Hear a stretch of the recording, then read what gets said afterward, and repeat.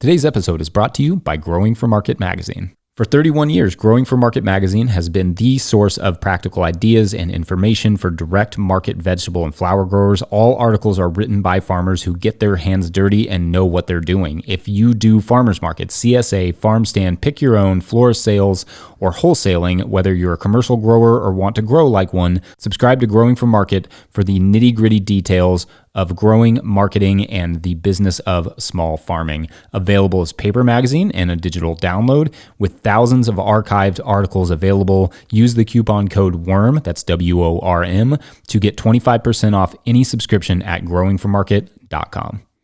Today's episode is also brought to you by RIMOL Greenhouses. Whether it's tomatoes to market, flowers in the spring, or your family's harvest, growing in a greenhouse protected from the weather provides the right environment that you need for a harvest that you can count on. RIMOL Greenhouses are designed for durability and offer the quality that you need to grow productively year-round. Visit RIMOLGreenhouses.com to get a quote today.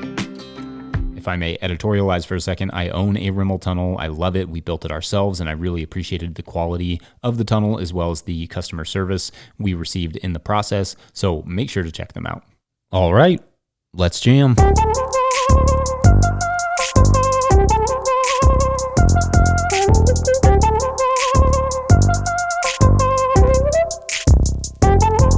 Hey, you all, Farmer Jesse here. Welcome to the No-Till Market Garden Podcast, Episode 6, Season 4. Without question, the episode that drew the most praise from last season was the conversation I had with Nazirahk of Purple Mountain Organics, primarily about dry land rice production.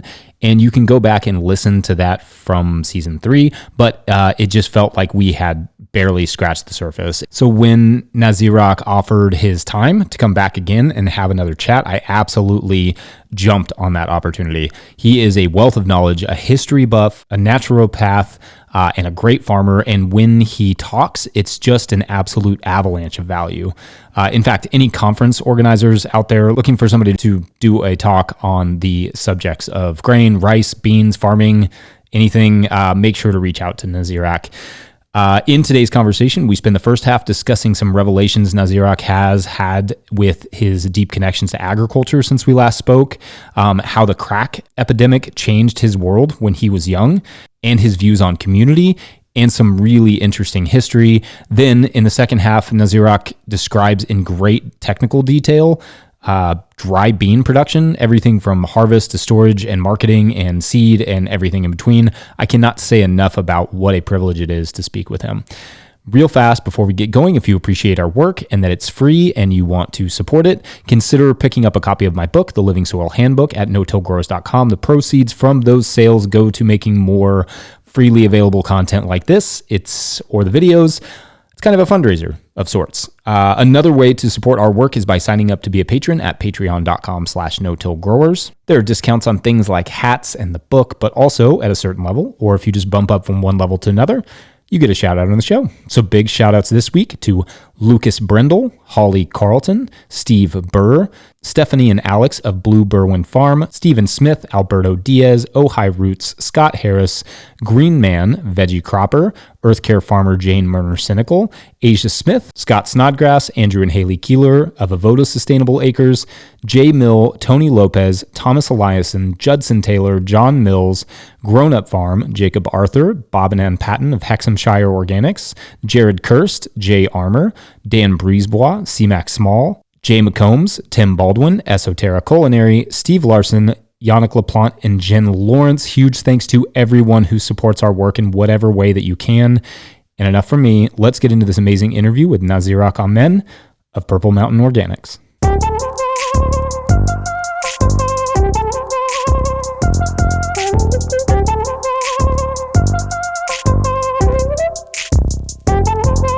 Nazirahk, welcome back to the podcast. How are you doing? I'm good. All right, so catch us up a little bit. I know you're working on, last time we spoke, I think it was like February, you were working on roughly 20 acres in 3 different locations. Can you give us an update on that? Well, we sort of transitioned a bit into a better position. We're still working on about 20 acres in 3 different locations and hoping to make that into 2 locations. Our primary location now is in Prince George's County, Maryland, and We have a lease situation direct with in PG County, and it has worked out for 10 really beautiful flat bottomland acres right next to the river there.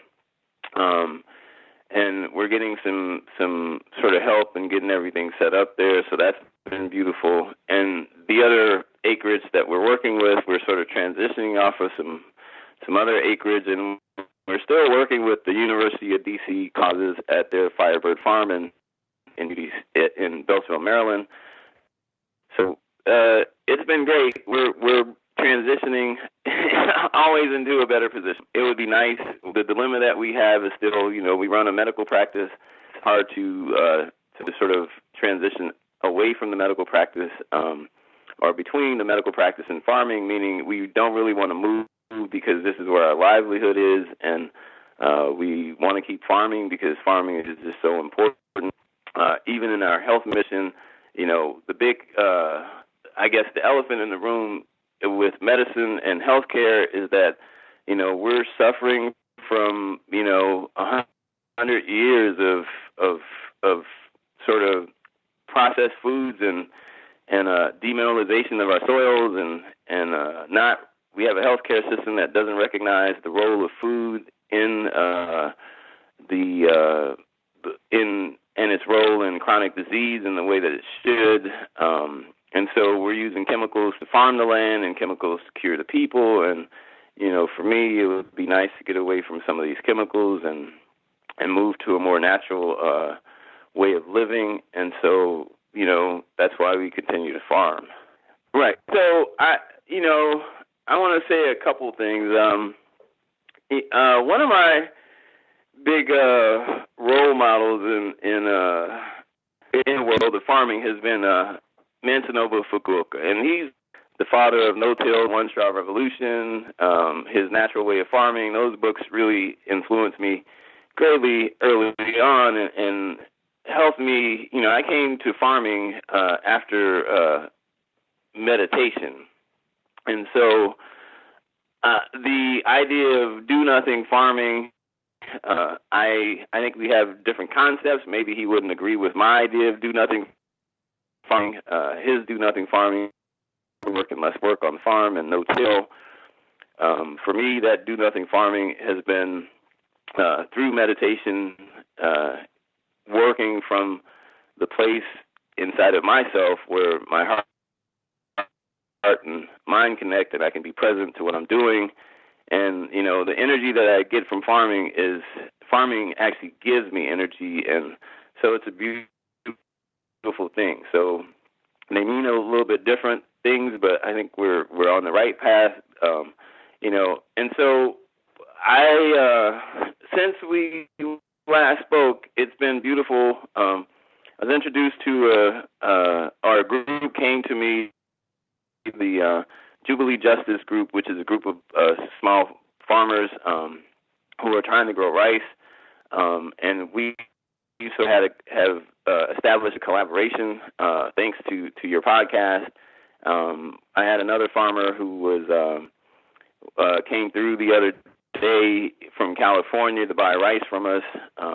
He happened to be in town, and he was like, "Man, I listened to your podcast with Jesse 3 times. You're the most listened to podcast that I've done." And so he was happy to buy some rice from us, and we also have sent rice seed out to a number of other small farmers. So I want to thank you for that. And so, I want to talk a little bit about myself and and just regenerative agriculture and the bigger picture of what we're doing here on a personal level. I was telling you, this idea of time and AC and BC, and which generally means before Christ and after Christ. But in my world, AC and BC relate to before crack and after crack. And so, because crack was a transformative agent in my world. So before crack, I grew up in a community where, in sort of the heart of Cajun Creole culture, this small town, it was called Opelousas, Louisiana, or is called Opelousas, Louisiana. We had the sweet potato was sort of the heart of our town. The festival was called Jamboree. But I was part of a church, and the whole Cajun Creole culture, the Cajuns were actually French people from Nova Scotia, Canada, who were persecuted for their religious beliefs and were kicked out of Canada, and they chose South Louisiana because of its similarity to the south of France. And so there was, I don't know, 5 or 6 Catholic churches in our town, but there was only one that black people could go to, and it was called Holy Ghost Church. Because of that, Holy Ghost Church was one of the largest, if not the largest, black Catholic congregation in the nation. So when I was about, 8 or 10, there was a priest that came, and his name was Father McKnight. And Father McKnight had founded the Southern Cooperative movement. And so it seemed like Father McKnight and Fannie Lou Hamer could have been really good friends. I'm sure that he knew her, but Father McKnight came with a mission of self-reliance for black people. He found that it was really hard to preach morality to poor people when they were starving or in a house full of people, and that he had to help them feed their bodies first. And so his mission for our church, he purchased about 300 acres right outside of the town that we lived in, and he got a whole bunch of black farmers to start farming it, and he established a farmers market outside of the church that we went to on Sunday, and he eventually opened up a supermarket in an old Winn-Dixie or Piggly Wiggly that was there, and he postulated that if 30% of the church supported the market full time, that it would be a success. And within 5 years, it failed, and so he, in the end, I guess. It was the fact that black folk did not have the self-esteem to support each other. And so Father McKnight would say things like, black people think white ice is colder than black ice. And so it was this real struggle. But in the end, it was the self-esteem that prevented black folk from supporting each other. So that was a major influencer, I guess, early on that I didn't realize in terms of agriculture. Before crack, what we had in our community was a sense of community, and we also had a sense of family. And so I think what crack cocaine did to our neighborhoods was it destroyed the family structure and the community structure. But for me, being caught up in all of that, I don't think my life would be the same. Matter of fact, I know my life wouldn't be the same, because even with that, I think for all of us, we need rites of passages that actually bring us to our fullest. And for me, living in a society, I say, where we have all of these superficial rituals that we go through that are supposed to make men men and women women, I think in a culture where, the core teaching or the core delusion, I would say, is that, money equals happiness. What we were taught was upward mobilization through education, so that if you get your education, you can do better than black people have done in the past, and you can get out of here. And I think we missed what we had. Like the treasure that we had was family and community, and it's sort of one of those things where grass could be greener on the other side of the fence.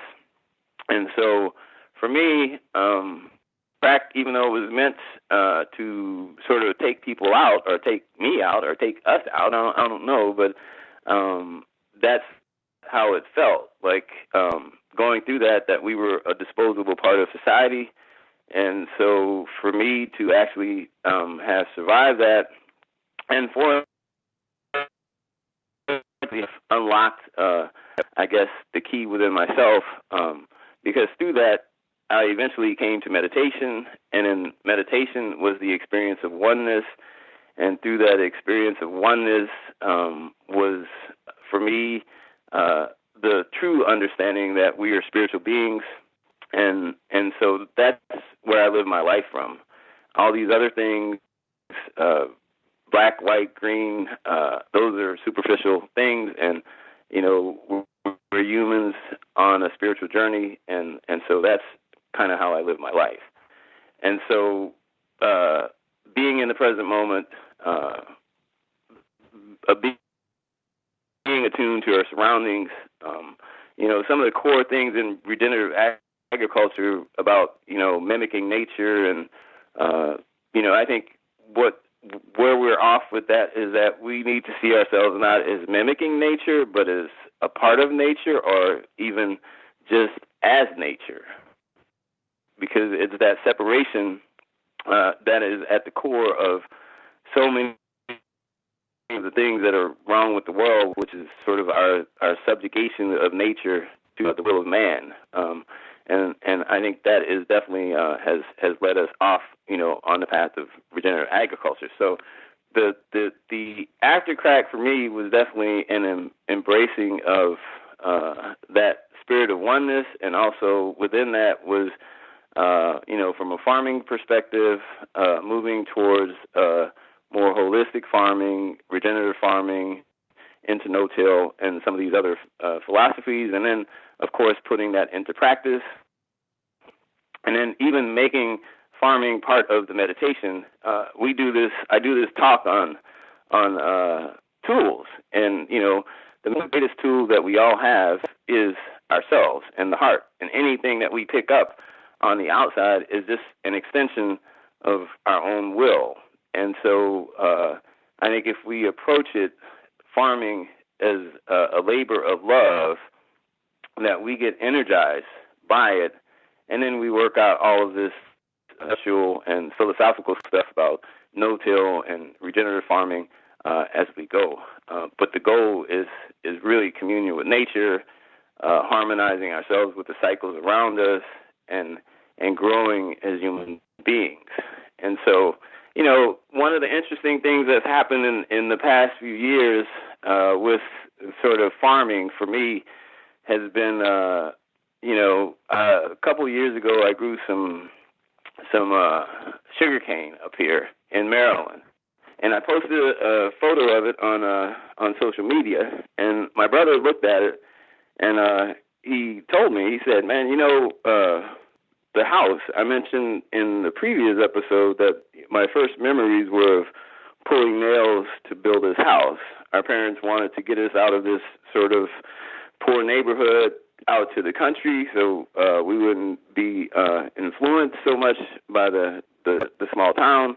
And so, but he said the site that we built our house on was the site of my grandfather's and his brother's old sugar mill.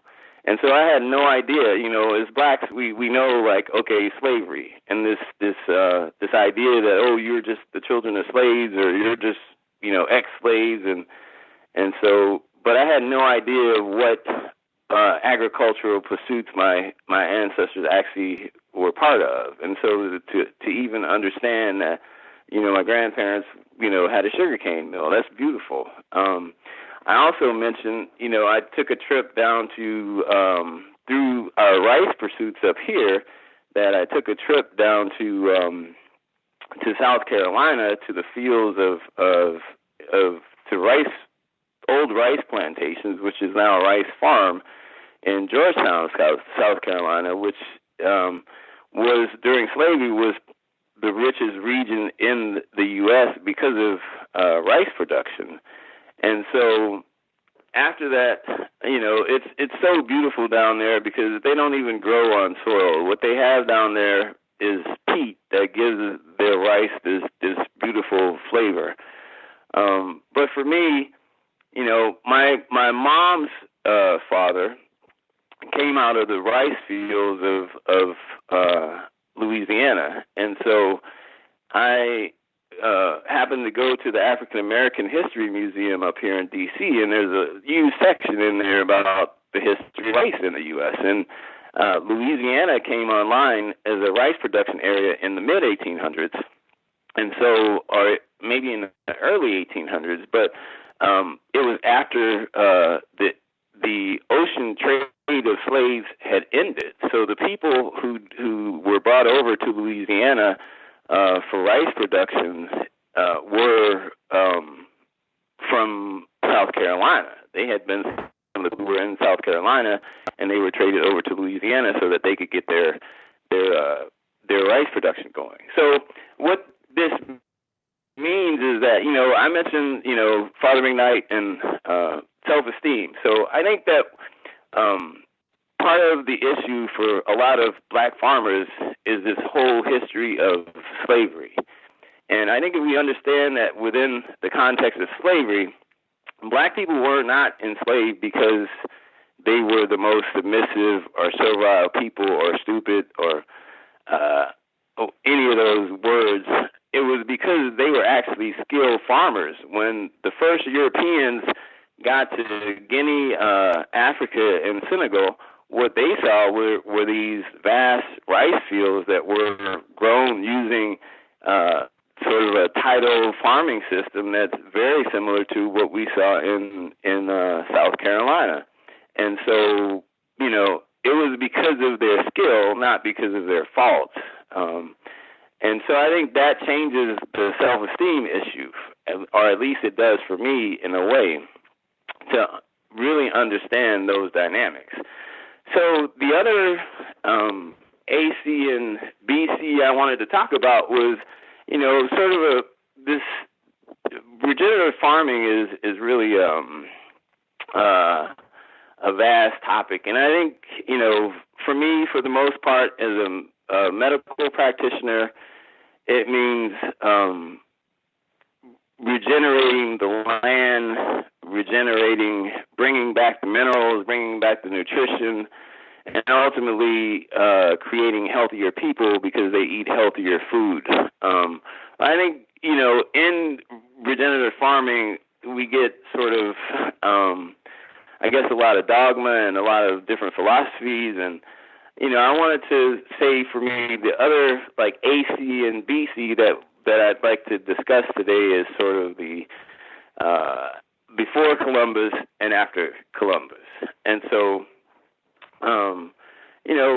so let's look at what was happening in Europe in 1491. So in Europe in 1491, the Silk Road had sort of ended before that because the Turks took over and stopped Europeans from, the trade that they had with Asia and India and so there was this big urge to find a new route to India that wasn't by land.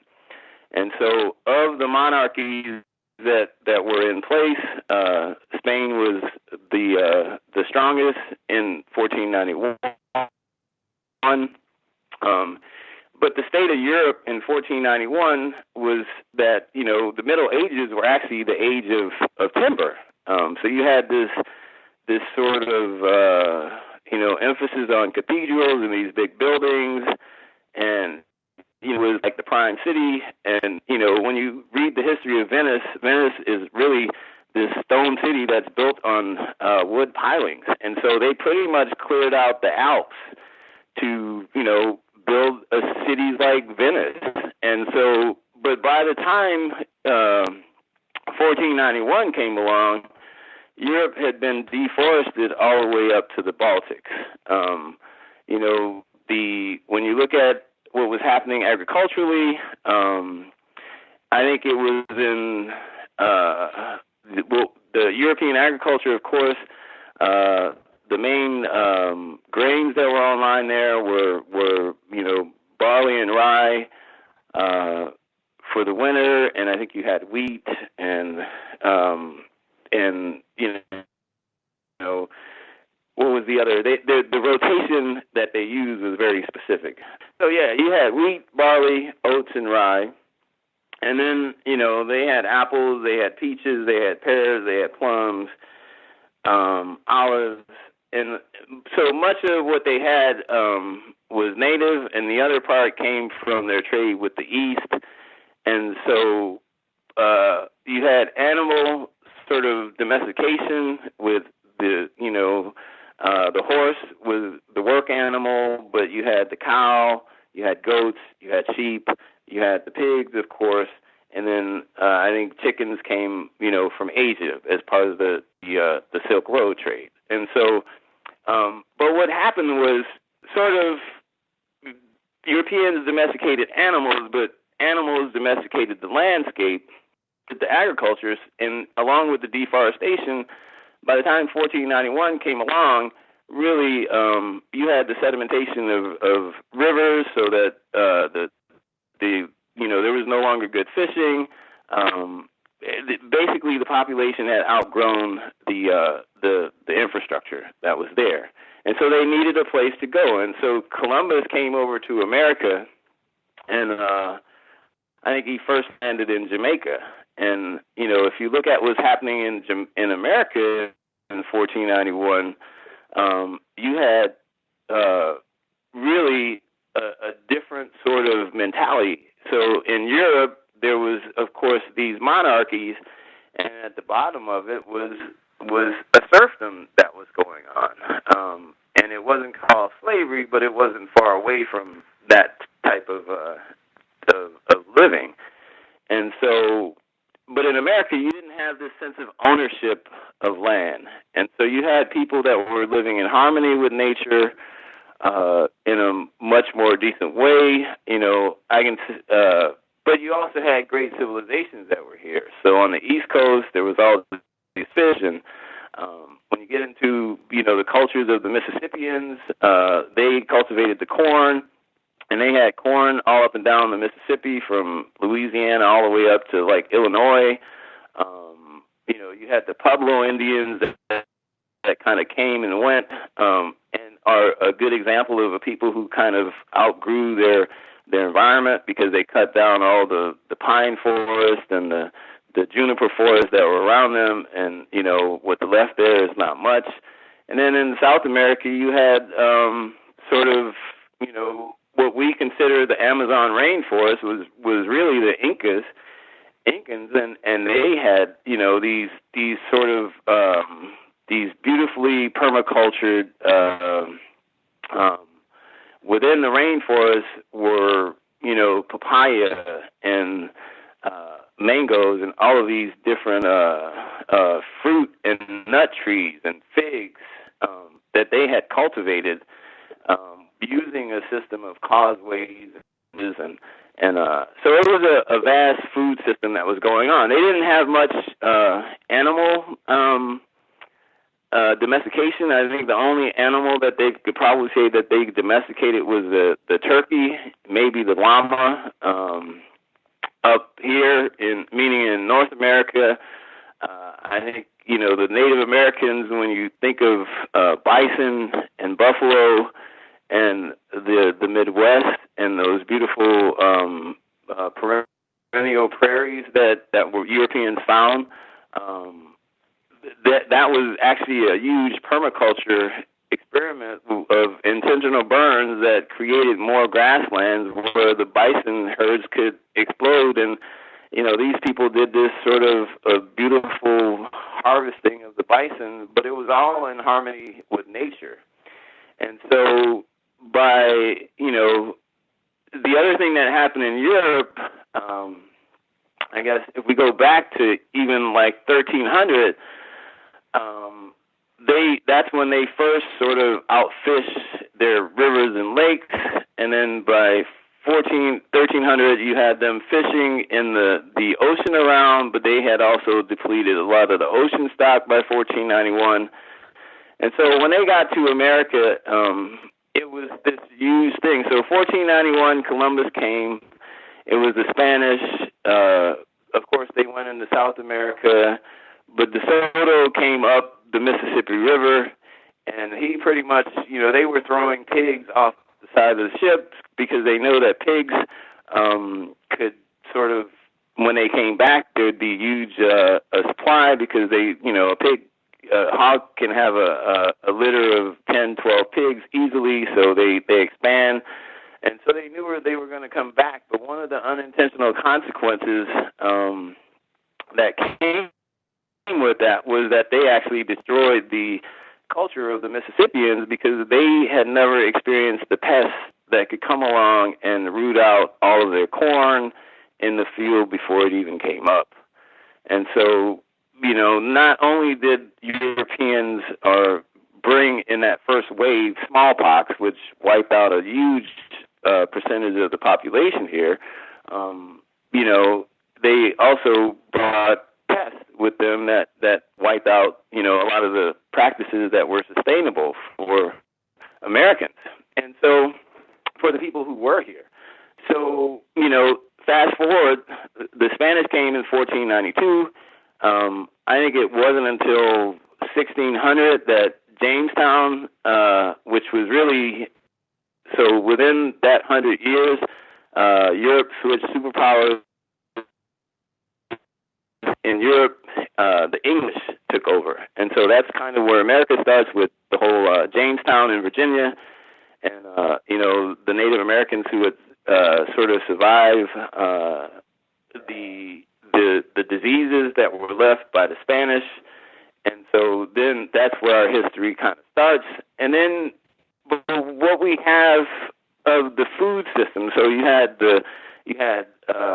conquistadors, which came sort of to just kill everybody in sight, and then you had the settlers, which came to sort of expand European markets, and then you had explorers, which came to see what else was out there. So the settlers brought with them the stuff that they were familiar with in Europe as sort of food sources. So part of that was the wheat and the rye and the barley, and the cultivation, which took over America. I think they started here in the East and in the Northeast, and, they immediately started cutting down the forest. So in Europe, it took them about 1,000 years to deforest the land.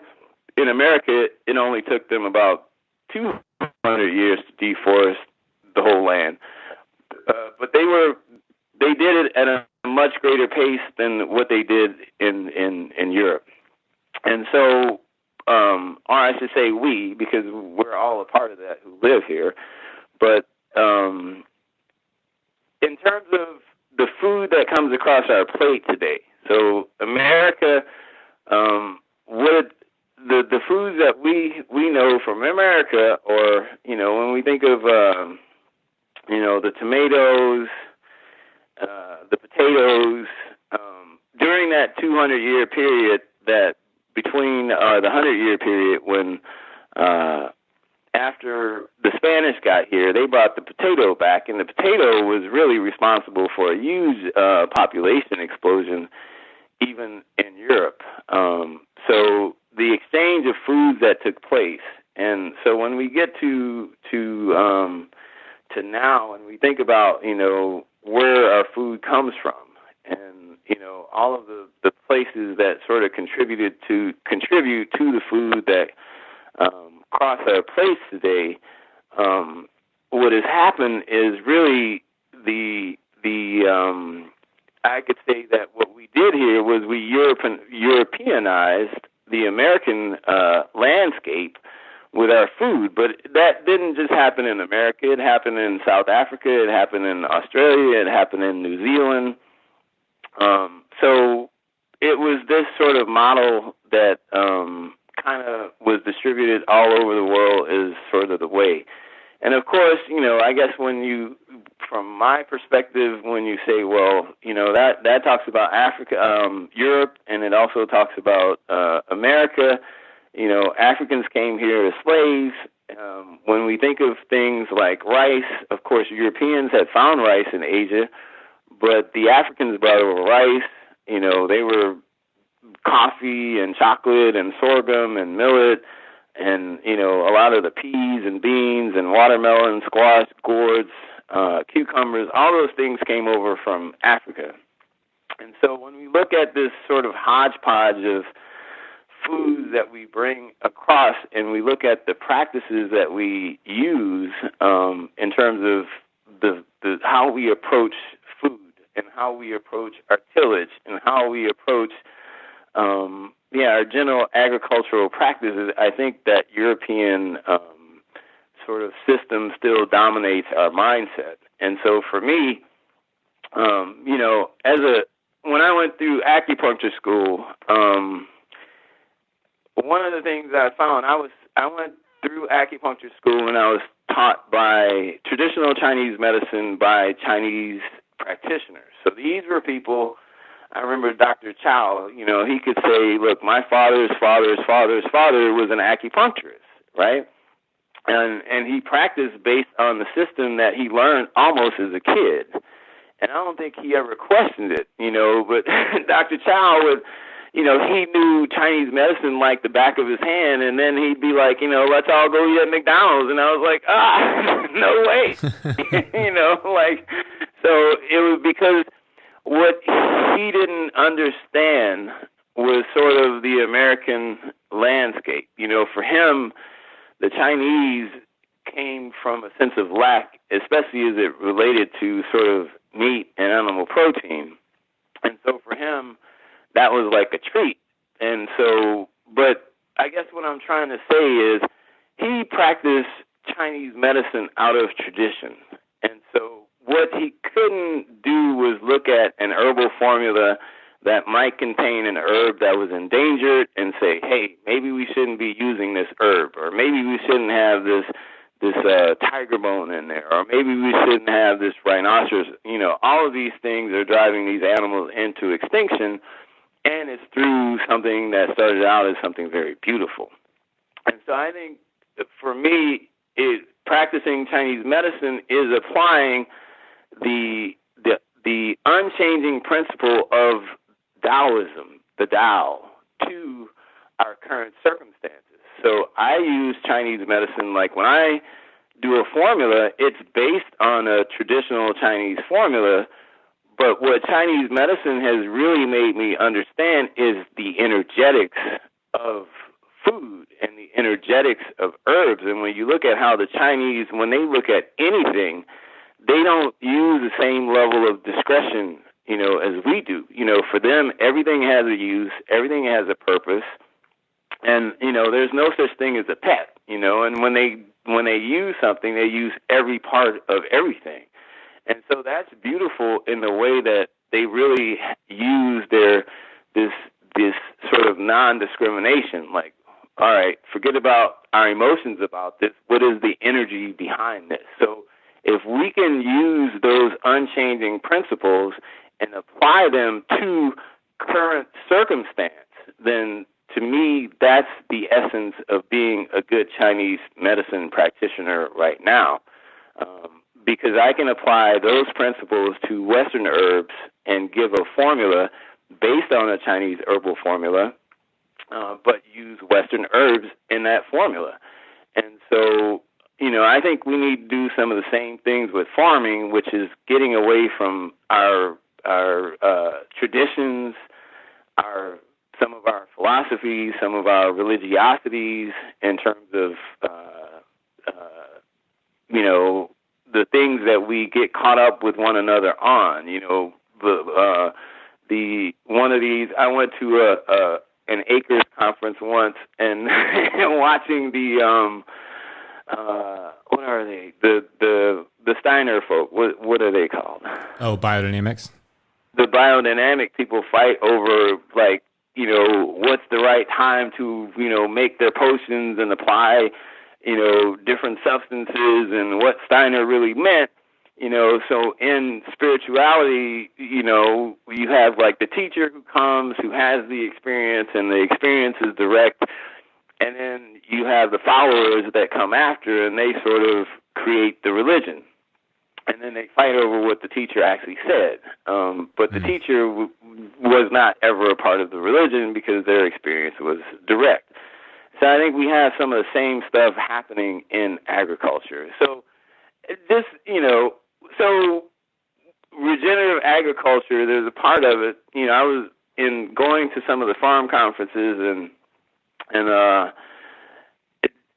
I use a plant-based diet. It works for me. I think there's been a revival of farm animals and the use, and so even within regenerative farm, there's sort of a reverence of the cow in terms of what the cow can do to regenerate and restore land. And so I think in that we don't look at how our European mindset has influenced that. Even though when you study human history and you go all the way back to Africa, where humanity started, some of the first people who came out of Africa, they probably had cows with them. So those were some of the first animals to be domesticated. And so they've been a part of our history as Homo sapiens sapiens from the early years. And so it's been a part. But I guess what I'm trying to say is getting away from what's just tradition and then looking at the core energetics of the situation and how do we apply that to our current circumstances. And that way we don't get so fixated, so when we say no-till, it can mean a few things, but the core principle of getting away from tillage is there. And so we don't have to argue with each other over it. We're on the same page about what needs to happen. I'll let you come in now. I said a lot, so maybe you have questions you can ask. No, it's great. I mean, I think you've touched on many different things, but the importance of avoiding dogma being a really significant one. Hey, you all, just jumping in here real quick to get a word from today's show sponsors. Today's episode is brought to you by Tilth Soil. Tilth Soil, this Cleveland, Ohio-based company, is producing some of the highest quality soil mixes out there. That's why I included their work in my book and use their products on my farm. This is true. Tilth Soil makes composts and potting mixes approved for use in certified organic operations like my own. Their living compost is made from food waste they haul and compost themselves, and it is the cornerstone of all of their blends. Tilth Soils take regenerative and organic growing to a new level. For more information on their products, including bulk ordering and their nationwide shipping, visit www.tilthsoil.com. All right, back to the show. So I had another Chinese medicine teacher, and his name was Dr. Liu. And Dr. Liu, he was a Tai Chi master, and he would say that, Westerners had a lot of Tai, which is movement, but very little Chi, which is energy. And so it was kind of interesting in what he said. So, I guess in coming up with, how we apply this to agriculture, so you have the Tao, which is these unchanging principles. And then, in Chinese medicine, health is the interplay of yin and yang, which are the eternal dualities that apply to this world. And then the flow of energy or chi through that system. And so when we're healthy, our energy flows freely in relationship to, and is always able to adjust to what's happening to our outer environment. And so, what I mentioned before about, where we've come to in agriculture, and I think, everyone in the world has contributed in some way. People lived in sustainable communities all around the world for, thousands of years. And I think this sort of extractive sort of mentality, or the expansive mentality that we've had, where we just keep going and going and growing and growing and more and more, is somehow the element. And of course, fossil fuels have allowed us to do that and accelerate that pace. It's kind of like, being on caffeine. And so somehow we have to look at what we're doing in our little microsystem and shift that to a more balanced way for our surroundings. So, and in spirituality, it's really about being present. So, bringing our presence to what we do and applying energetics to whatever we're working with. And so that's kind of how I work on the farm is, keeping a consistent meditation going for me, which sort of, grounds me and keeps me in the present moment. And then, doing work that I love. And I think that combination allows you to get energy from what you're doing rather than being depleted. So in Chinese medicine, we have sort of a system that goes through the year, and there's elements that correspond with the seasons, and we go through this phase of birth, growth, maturity, and then a senescence and deterioration, and then death, and of course rebirth. And so spring is that phase of growth, summer is the phase of maturity, in fall we have sort of the deterioration, and winter sort of represents death.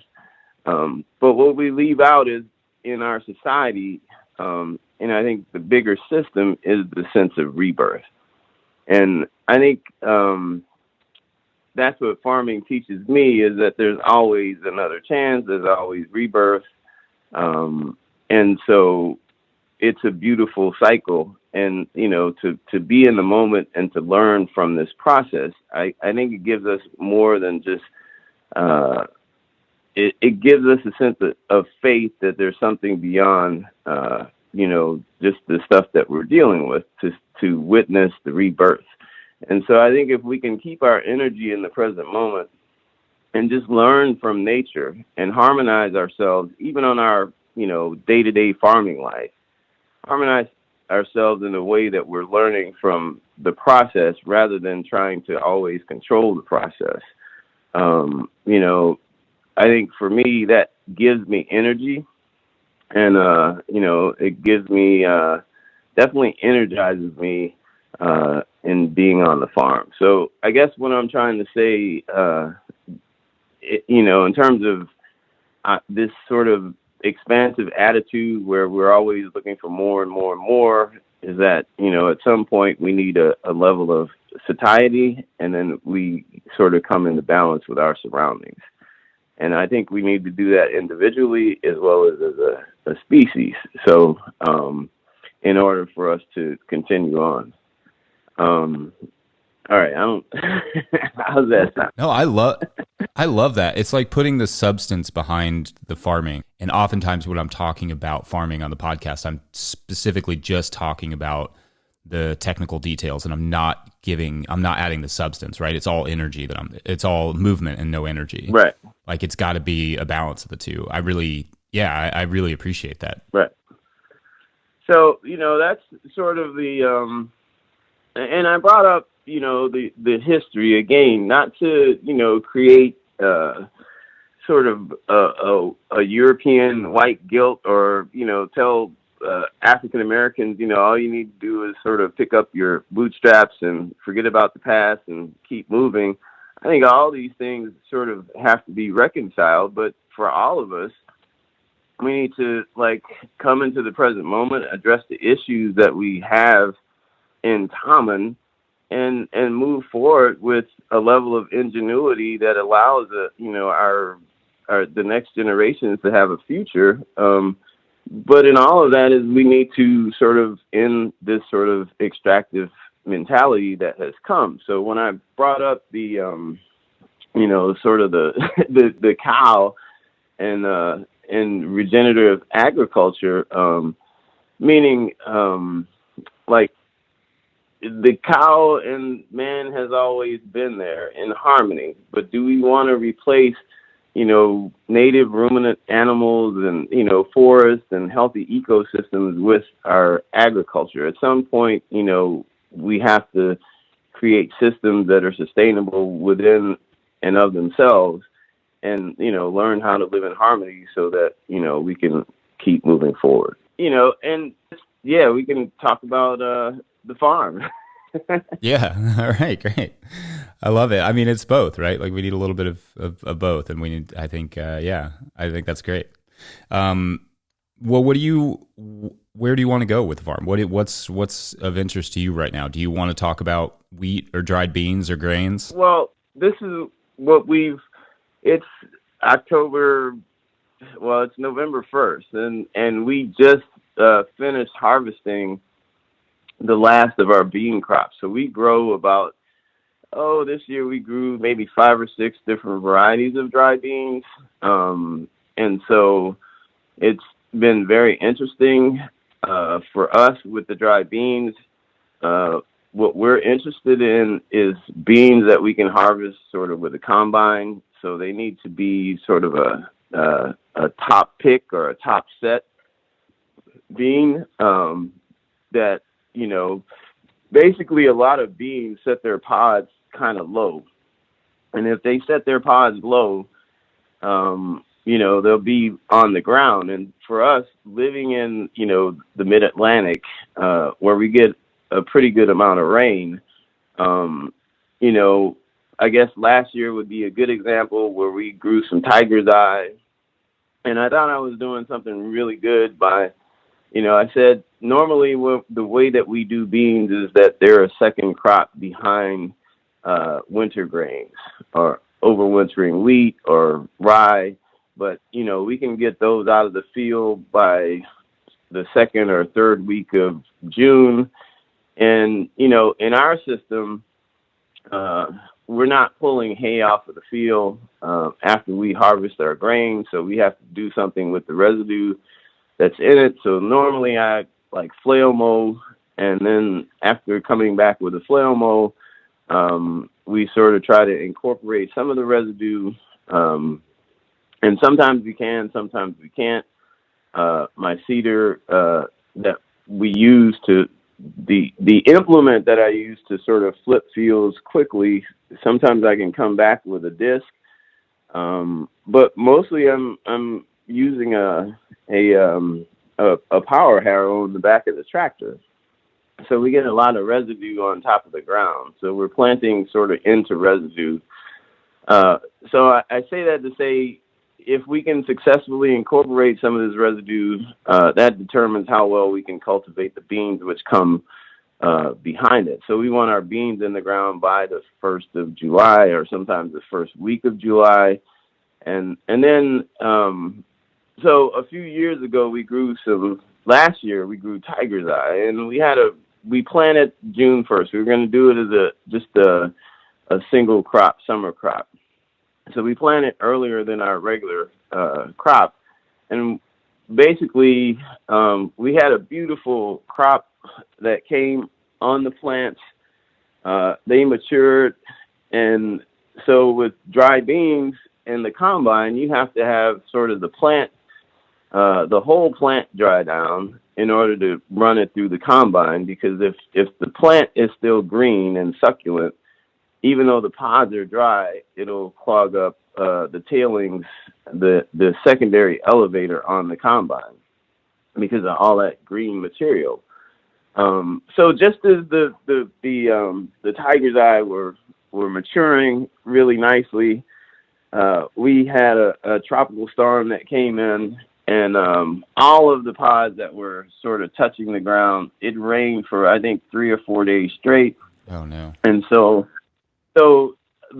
all the pods wicked up that water, and all the beans sprouted in the pods. So just as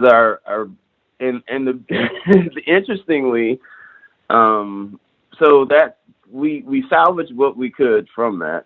I think I tried to run the combine over it, and we just opened up the tailings elevator and just got what we could. So a lot of the beans dropped on the ground, but they had already sprouted.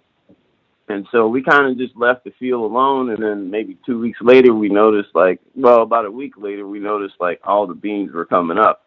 So we ended up actually getting a second crop off of that. And we harvested. So we kind of got 2 half crops.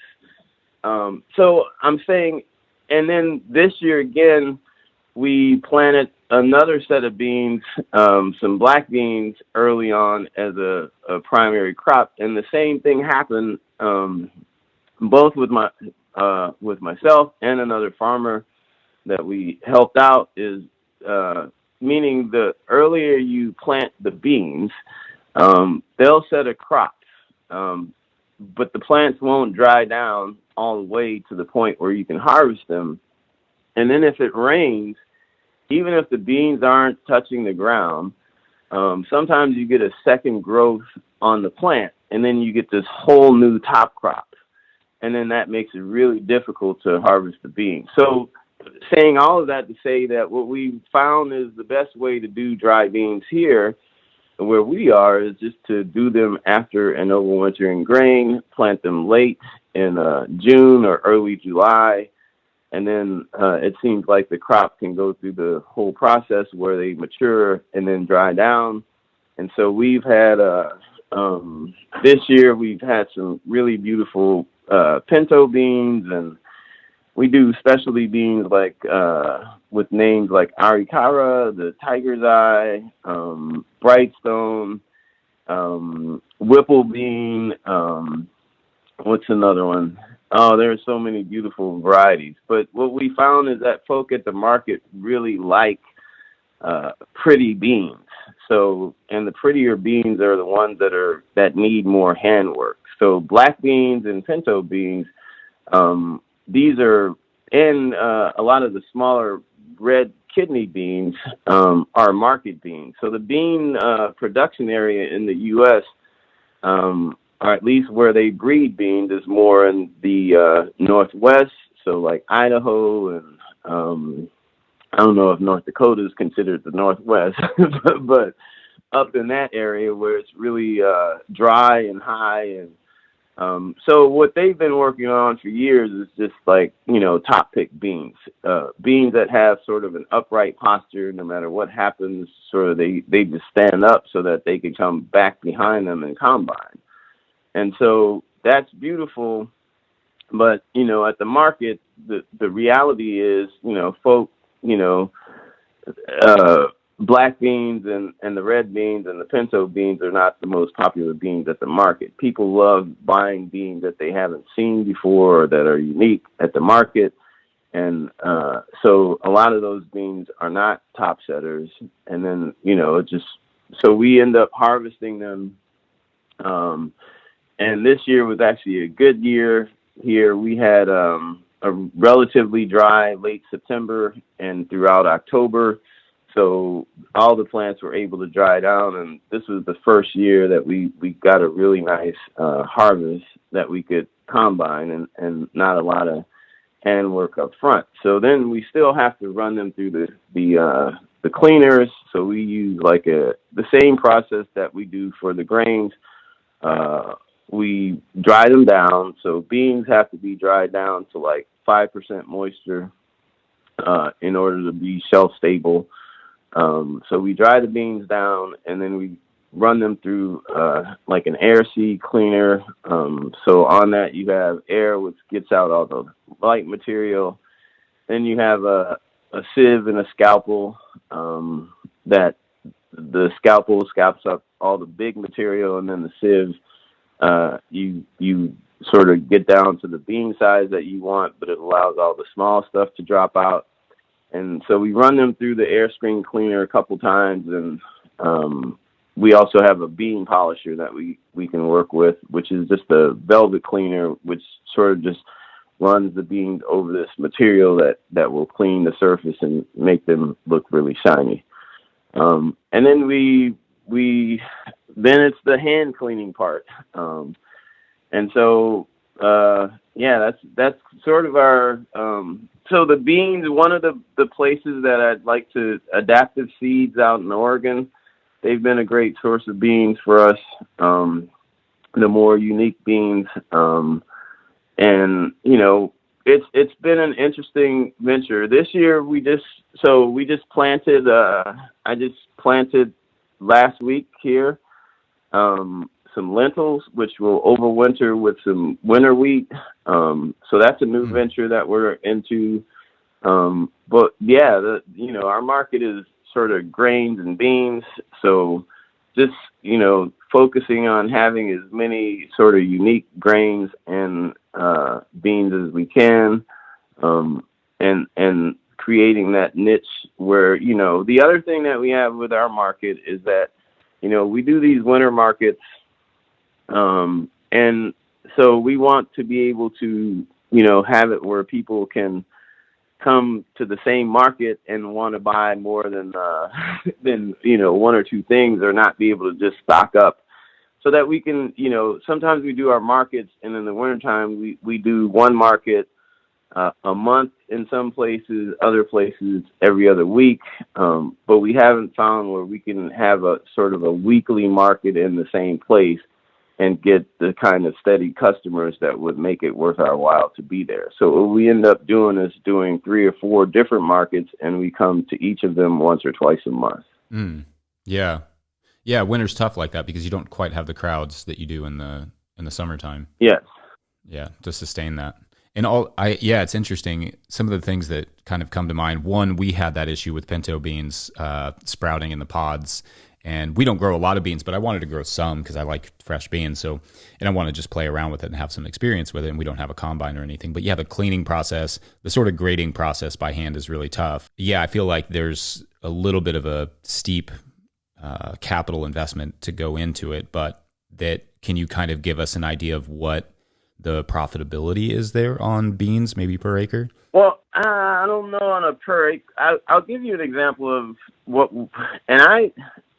what we're doing with the beans. And so an acre of black beans, last year I did an acre plot of black beans. I think we came up, on those, on the labels, they were like, well, you can 2,400 pounds per acre. So I think we came up with was more like 1,800 pounds on an acre of black beans. And black beans are sort of, they're one of the easiest combines, so they're easy to deal with. And they're also pretty easy to clean because they are uniform. With the black bean, we can use a laser color sorter, which can clean out the beans so that they're real easy to process. So those would actually be, at the market, we can get anywhere between, for us, with the level of cleaning that we do, we get between $6 and $8 a pound for the beans. And so that ends up being a pretty good crop for us. We have another vendor close to us. One of our he's a grain person. I don't think he's doing his own growing, but he is a miller.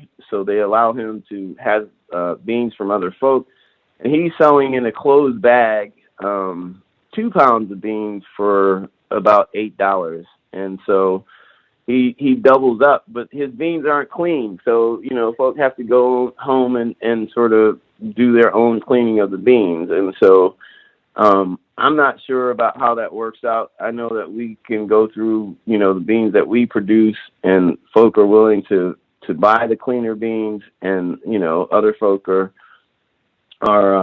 willing to sort of clean the beans that they get from him. So it's really, I guess, what we're working on is trying to get folks to have an appreciation for what it means to, sit and go through, beans and hand clean them, and then, be able to pay people to actually hand clean the beans. So that's where those final steps of sitting there for hours going through beans and, having enough to bring to the market. And through the winter, we do that almost every week. So Right. The beans that are, so with black beans, it's easy. Pinto beans, less so, because you can't, run pinto beans through a color sorter because they're striped. So any beans with the color sorter, that machine works best if there's no variation, if something is uniform. So red beans are fine, black beans are fine, but when you get into, dual colored things, it's really hard if there's two sides on there for the machine to separate it. So the things that are not separated out by the machine that we have to hand pick hand sort, the price per pound goes up, and then it's more like 10. And then I think we can get up to, on some of the varieties, the really unique varieties, we can even go up to like $14 a pound. Wow. And so to give you an idea, we're, some of these varieties, the seed is one of the limiting factors in terms of being able to access seed. And then, of course, we can grow out. But normally what we're doing is more like a third of an acre, a quarter acre. In some instances, we're doing a half acre on some of the more unique beans. But most of our plots are probably more like a quarter acre size. So we'll do 5, 6, 7 varieties, and they're all in, quarter acres, except for the pinto beans and the black beans, which we can grow in much larger plots. Yeah. And when the note on seed access, is that, so I talked to a seed breeder several years ago for something totally unrelated for an article I was writing. And he was talking about how when he breeds seeds, he's breeding them almost exclusively for pickability, like you were talking about the top set ones. And, he's like, I just breed them so that they'll fit harvesters. And so I'm just curious, with that in mind, like, is that part of the seed access thing? Like, it's hard to find these unique breeds and enough that you can plant half an acre or an acre of them? Yeah. So, right. What we're looking for is, not a pole bean. We need a sort of a dry bush bean that is more of a top picker. So that's what we're looking for. And, it's just been, I think when the pandemic came in, a lot of the seed houses just got cleaned out. And last year it was really, really hard to find seed. 2 years ago, it was relatively easy for us to buy 50 pounds of seed. This year, most people, the most they had were like 5 or 10 pounds. So this is like high mowing seed, Johnny's. If you look at the, that the little check box on the bottom where they have these larger varieties, it said sold out all season long.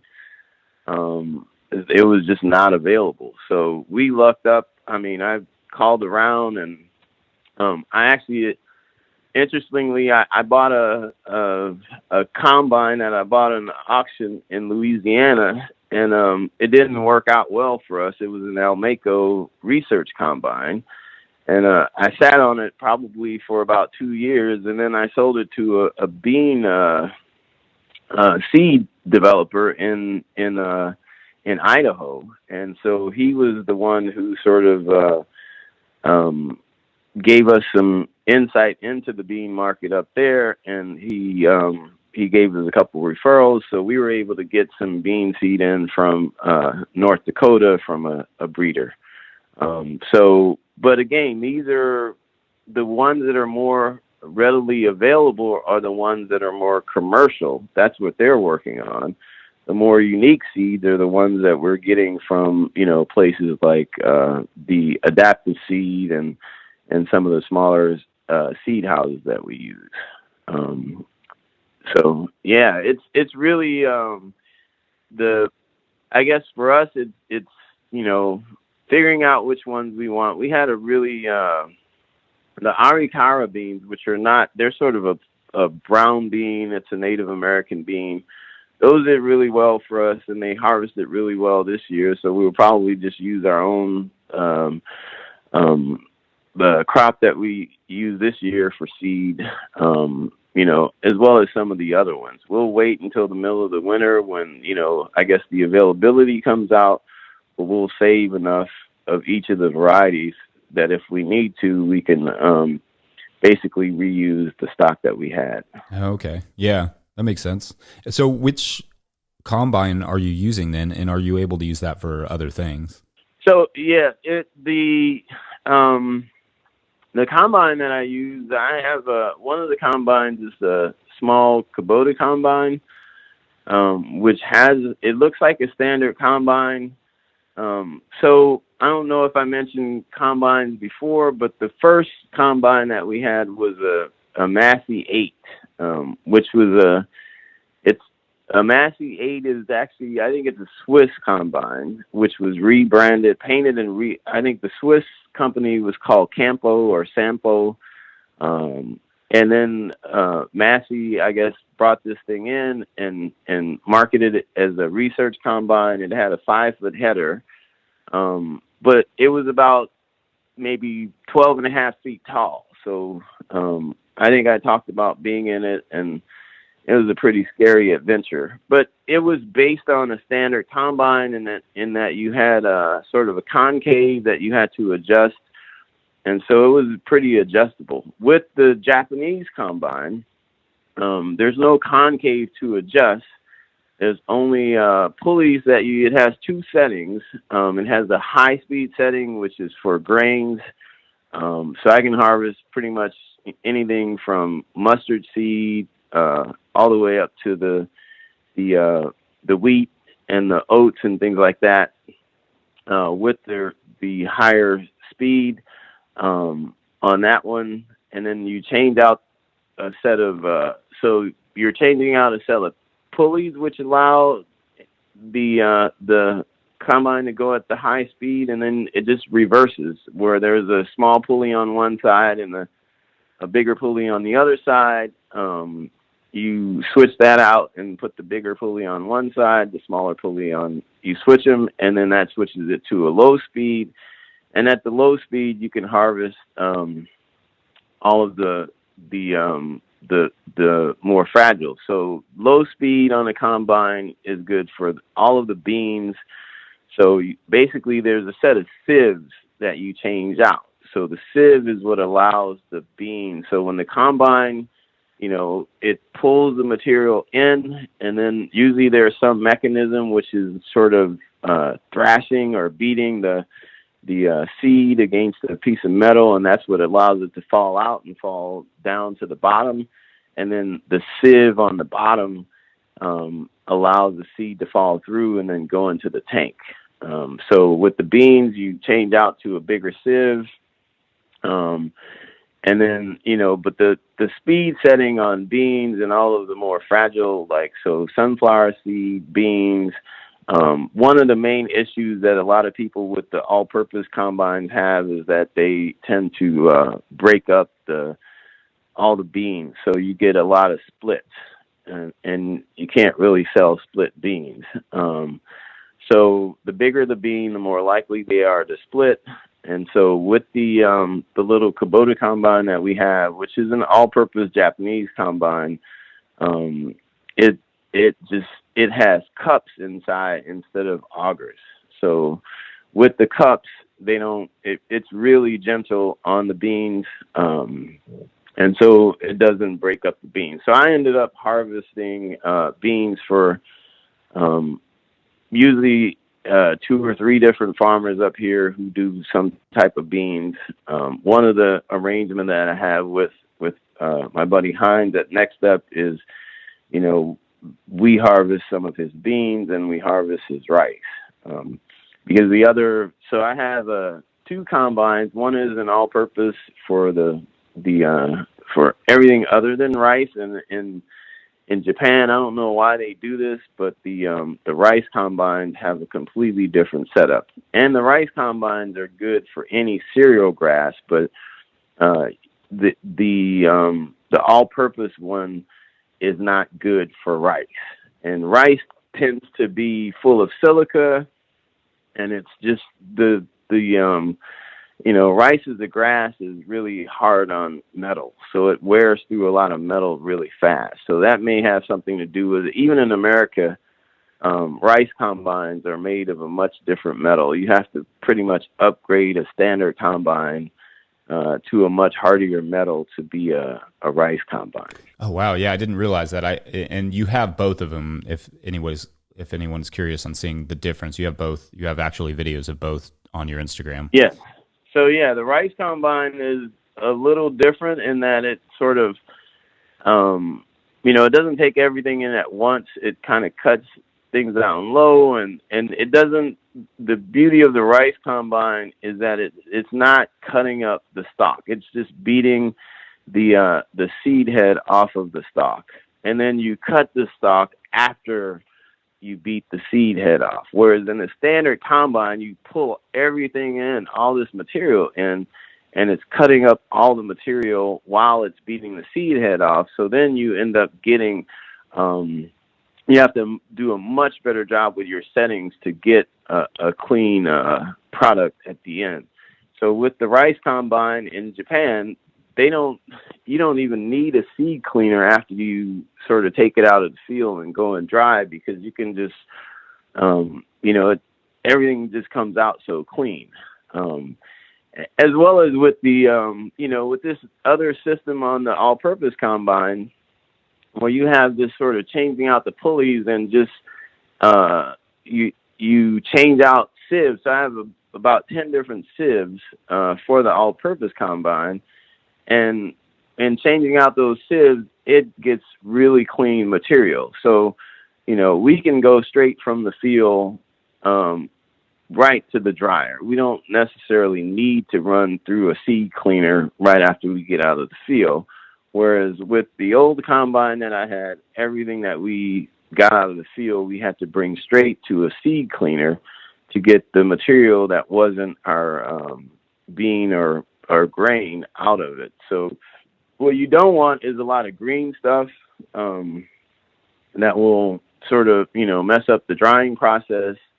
As soon as you add green, the moisture goes up, and then you have to, like in the worst seasons when it's wet, you want to make sure that you always get everything to the dry down. So the whole point with grains, with any grain or bean, is moisture. You want to harvest somewhere below 20%, which is not always possible.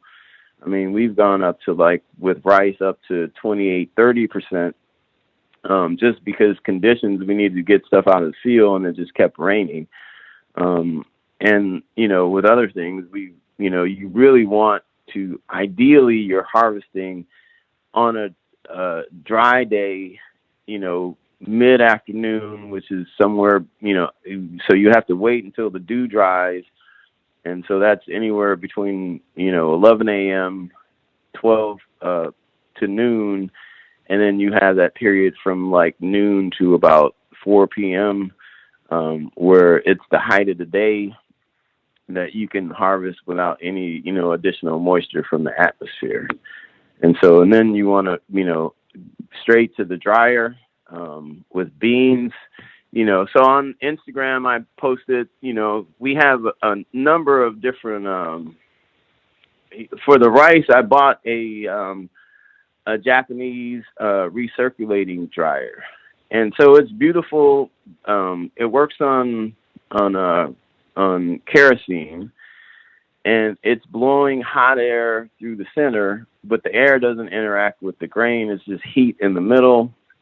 And then it's dropping the grain down to the bottom and sort of putting everything back on top. So it recirculates, and it uses infrared to sort of evenly dry the grain, all at once instead of from the outside to the inside.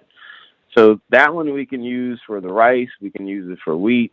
But with like something like the beans, which are much larger, we go back to like just these hot boxes. So usually the hot boxes that we have are boxes that we created that have kind of a screen on the bottom, and then there's a way that we're using to blow hot air up through that system. So we've created a couple that are just small scale. We use some wood in the boxes with a screen bottom. Usually it's like a chicken mesh with a much smaller screen on top of that that holds it up, and then we're using a heater that blows air up through there. One of the more risky ways to do it is to set it out on tables. If you set grain or beans out on tables, one, you have to make sure that you harvest dry. You don't want to do this when it's moist, just because it's a lot more risk of things molding on you. And you definitely want to keep, when you do it that way, you want to spread things thin. The more layers you put on top of the table, the riskier it is. And so mold and mildew and growth, is a big risk. And then we put air to it. So you need heat and you need air. Usually in our environment, which is, we're in a temperate environment, so it's pretty humid out. So it's hard to get a grain down to 12% moisture when the humidity in the air is a lot higher than that. So that's where the heat comes in. In other areas, like if you're up on a mountaintop somewhere where the humidity is real low, you may be able to do some of this in like a greenhouse setting or in some setting where you can add heat to the system or add air to the system without the need for heat, and just atmospherically dry things down. But for the most part, really, you have to. So for us, we need heat and we need some type of airflow, and also some type of manual, like stirring things around. So, in the recirculating dryer, it's moving things around for you. In the other systems that we have, we go in and manually stir the grain around a few times a day. The moister they are, the more, like if we put something on a table, we have to stir that around 3-4 times a day in order for it to dry down evenly without creating some layer of mold or, something that'll basically ruin the crop. So that's a major one of the, it's hard when you like grow a crop and then, in the processing of it, you ruin it. Yeah. But with grains and beans, it's highly possible to do that. You mentioned one of the big things in Louisiana is, or in the South in general, is fresh beans. And that's a whole different market, where you're basically harvesting beans. And, we were looking for a bean sheller. I think there was a company down in Georgia or South Carolina that grew the bean sellers, because down there, I grew up with what they call purple hull peas, which is a form of cowpea. And, we harvest them, and then everybody, like, people went to the farm, bought sacks of these purple hull peas. So my father would come home with sacks of purple hull peas, and, we would all sit there and shell a bunch of peas, and then, my mom would freeze them.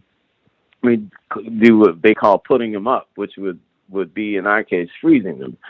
But so that's a market. A market there is the fresh beans, which are freshly shelled. So, but when I called the lady for the sheller, she said they didn't even make it anymore. It was a U.S. manufactured sheller.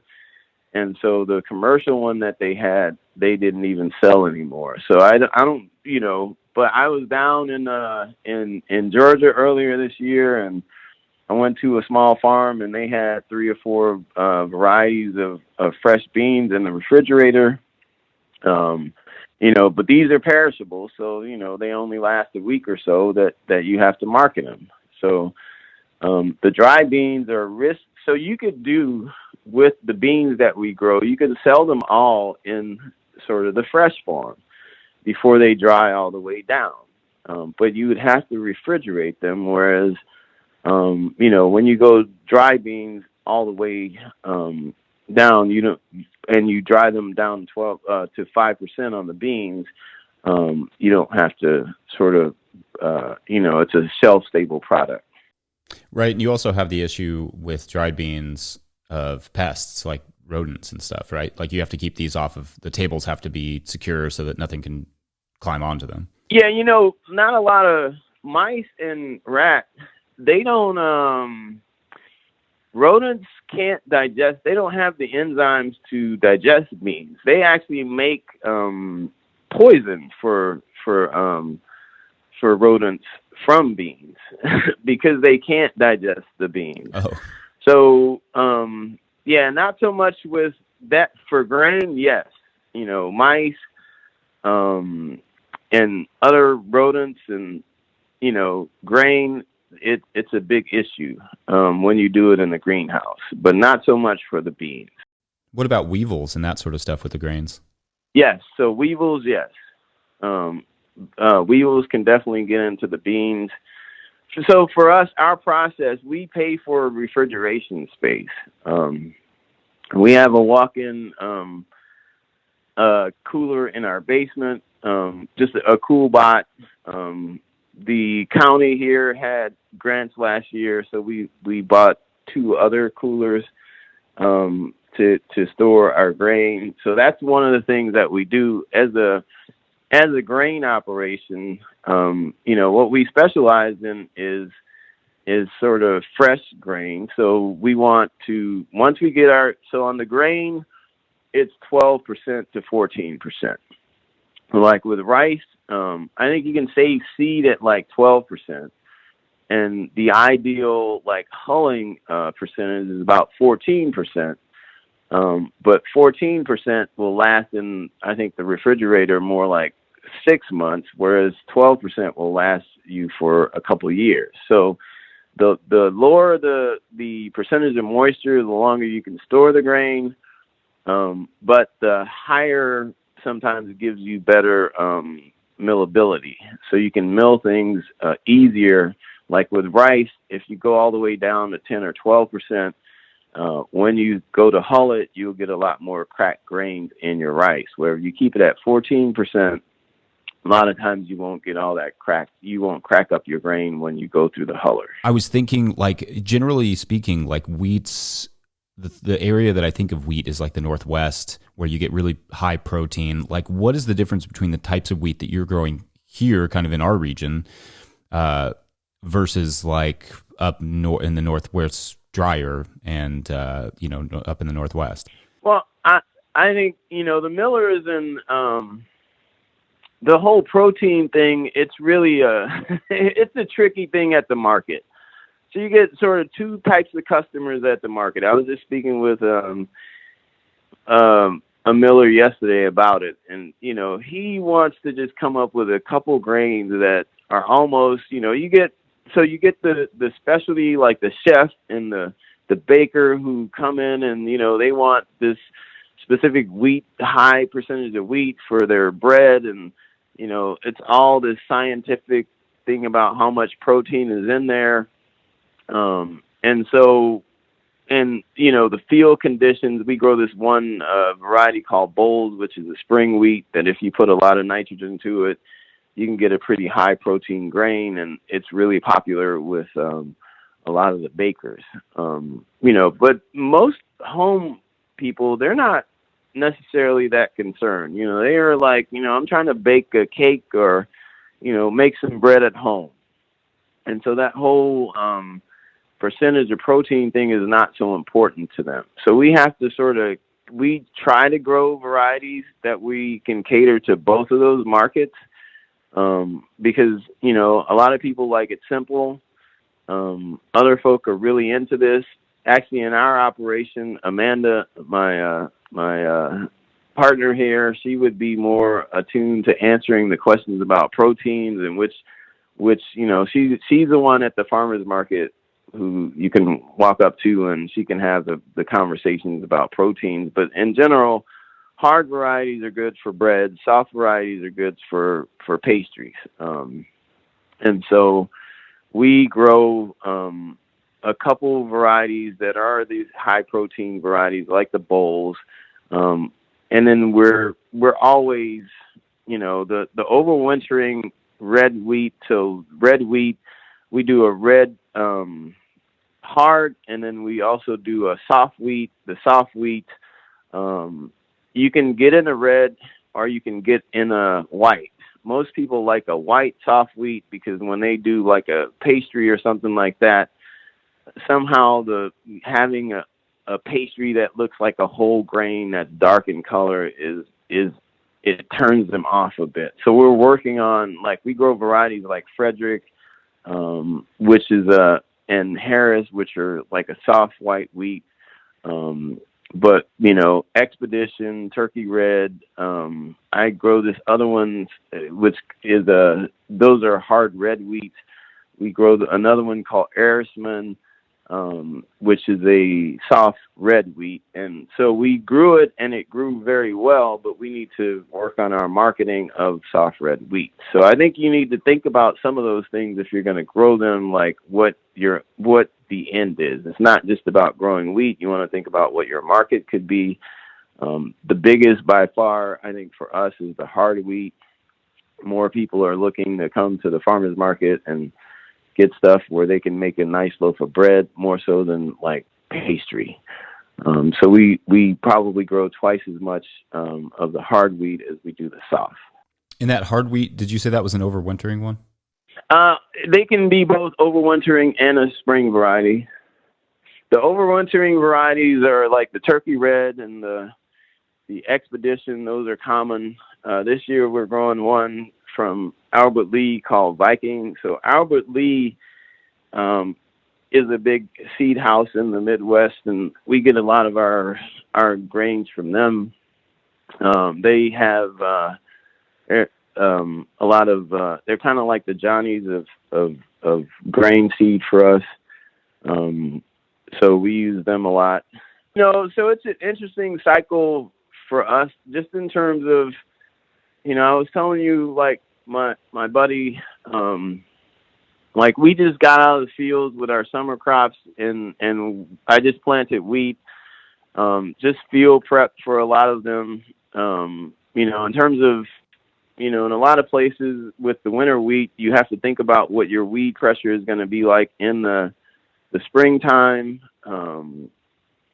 What do you have coming up? It's hard to plant, wheat in the thistle patch and not expect to, you have to think about your cultivation practices. So in some of the fields that we have, we can run a tine weeder, which gets rid of all of the sort of broadleaf herbs that might overwinter with the grain. And that way you sort of decrease your weed load before it even starts. And honestly, in organic, a lot of times we're harvesting, and you don't have a chance to, once you plant, you want to make sure your field is as weed free as possible. Because whatever is there is what's going to grow. And so, one of the like on organic farms, folk use a lot of vetch. Vetch is a big cover crop, but if you ever let vetch go to seed, you have vetch forever. So in the world of grain growers, vetch is like one of the biggest weeds that you can have. It'll come in the spring and just take over your crop. So when you go to combine it, it creates a huge, it can wrap up in combines and do all kinds of things. Sometimes it doesn't mature at the same time with your wheat. So you got that green element in there with your grain that's trying to dry down. So you want to think about like field prep and, what the possibilities are in terms of, when you go to harvest, what else might be out there. Because you can't do the cultivation, in the spring. Like once the winter comes, that's it. You got to deal with whatever's out there. So you want to like make sure your fields are going to be clean, or you got a clean part of the farm that you can grow in and let things overwinter. And so these are some thoughts that you want to have, if you're growing grain. Sometimes we can cultivate, like even with the spring grains, one of the big issues with spring grains is still cultivation. Like you're putting a grain out in the ground, and right as all your summer grasses are starting to to come up and take off. And so whereas with the overwintering grain, you sort of already, if you've done a good job, you already sort of have the canopy, so you'll have a lot less pressure from the summer grains coming up in the spring. Right. Yeah. Are you doing, generally, are you doing like stale seed bedding and that sort of stuff? I know you mentioned the power harrow. I'm imagining that anytime you're trying to prep a bed, you're trying to bring as little weed seed up as possible. Yes. For us, again, some of the people around us that do the grains, they're able to come off with, so they'll harvest whatever crop they have, and then they, will make hay. We don't have that window for, like, between the winter grains and, say, the beans, which will give you a much cleaner field to work with for the beans. So stale beds are nice for us. Usually there's some rotation, which doesn't allow us to do it, honestly. So we're mostly, I'm cover cropping, making sure that I work with cover crops outside of some of the beans and some of the grains that we're doing, so that we're rotating our fields, trying to reduce as much weeds as we can using cover crops, getting into some of the no-till methods of, like, having a nice cover crop of, let's say, some, like sorghum Sudan grass with either Sesbania or, with some of the other ones that we do, the sun hemp, something that's really going to work well, that will definitely winter kill. You want to make sure, like Sesbania is one that will winter kill up here, but in the south it doesn't. So you want to make sure that whatever you grow there is going to winter kill. And, like a couple years ago, we did oats in a field that was winter killed, and we had it was one of the best oats fields we've ever had. And then the other method of no-till, which is, to grow a rye crop, or it can be rye, it can be the winter peas, it can even be vetch that you can roll in the springtime, and then come behind that with or plant into that and use that sort of as a mulch system. So those are some things that we're experimenting with. We just planted 3 different plots that are about a half acre each. In the rye, we did a vetch, and then we did a rye with a clover, and we're going to roll those and plant into those. And so these are some of the experiments that we're working with. These are just some of the things that we're doing. Again, for us, it's like first of all, it's about doing what you love, and it's also about, like, experimenting. I think our solutions worldwide is to create local sustainable communities. And so in creating local sustainable communities, it's just like personal health. You have to, like, we get energy from doing what we love and harmonizing ourselves with our surroundings, and then having the ability for our energy to change and adapt to the conditions in our surroundings. I guess the ability to be malleable and to learn from the surroundings. I think that, on a personal level, that represents health, but as farmers, I also think that represents a level of maturity. I talked about Fukuoka earlier, and, we all know him for the one straw revolution and, the permaculture insights that he had. But, if you really read what he's saying, he didn't come to those insights at once. He developed this through experience, which took him, 30 or 40 years to come to those insights that we all know about at the end of his life, that he really put into practice. And he took this piece of land and figured out how to harmonize with it. So I think, that's the sort of, thing that we all have to do, is, like, look at our environment, figure out what's happening in the environments wherever we choose to be, and how to sort of harmonize and get as much out of it while we're working with nature, instead of, like, pushing things and working against the systems that we're working with. Yeah, agreed. Well, Nazirak, amen. I'm so grateful for your time. Thank you so much for sharing all this information and just and being there for the community and everything. You've just offered so much. That's amazing. All right. I hope you get something from this. And, and yes, thank you for having me. I really appreciate the work that you've done, Jesse, and continue to do. And, interacting with you on your podcast has opened up a new world for me. So I hopefully to be on here again. And so peace to you and peace to all of your listeners. Well, absolutely. I'm sure we're all curious to see just how these the systems that you were talking about with the cover crops and all the different grains, how they develop. So yeah, I will say we will talk again soon. Okay.